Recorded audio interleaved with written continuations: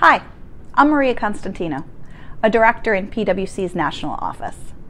Last August, the FASB issued guidance designed to more closely align hedge accounting with companies' risk management programs, simplify its application, and increase transparency. The effective date for calendar year-end public companies is January 1st, 2019, but we do expect a number of companies to early adopt the new guidance in 2018. I'd like to spend a few minutes on some things to think about if you plan to early adopt, all of which are included in our updated guide to accounting for derivatives and hedging. First, transition elections. You'll want to consider the package of elections available, including considerations specific to early adoption, before deciding on an adoption date. Now let's talk about some of the changes you may want to take advantage of. The first one is the ability to measure changes in the fair value of fixed-rate hedged items for hedges of benchmark interest rate risk, using the benchmark component of the total coupon.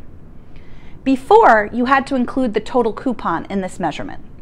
This new way to measure the hedged item considers only the benchmark component of the total coupon.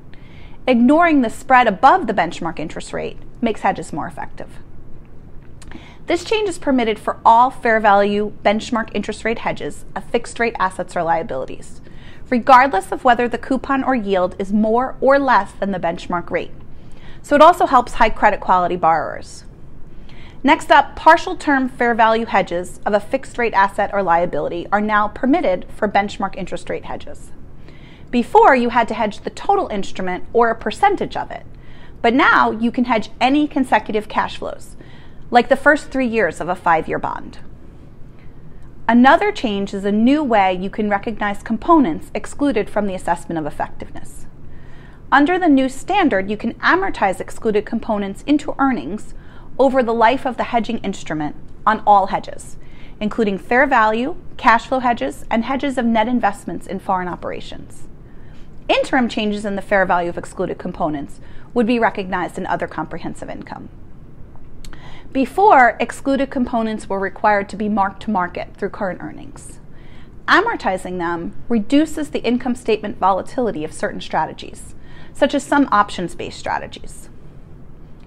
On the non-financial side, you can now hedge a contractually specified component in a cash flow hedge of a forecasted purchase or sale of a non-financial item, like the purchase of a commodity.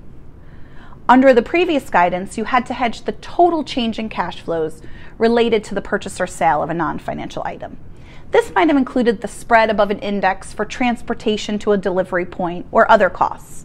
Now you can isolate the part of the purchase price that is based on an index if it's specified in a contract and hedge only that.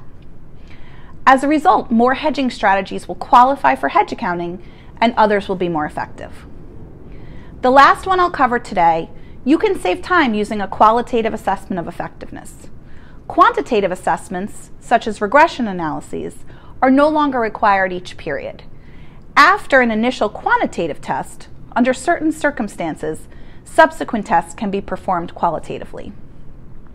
This and other changes, like some relief on timing of certain parts of the hedge documentation, will make hedge accounting simpler to apply. For more information on these and other changes that can help you align hedge accounting with your risk management activities, check out our new guide, now available at cfodirect.com. And be sure to check cfodirect.com periodically for updates on interpretive issues related to the new hedging guidance. Thank you.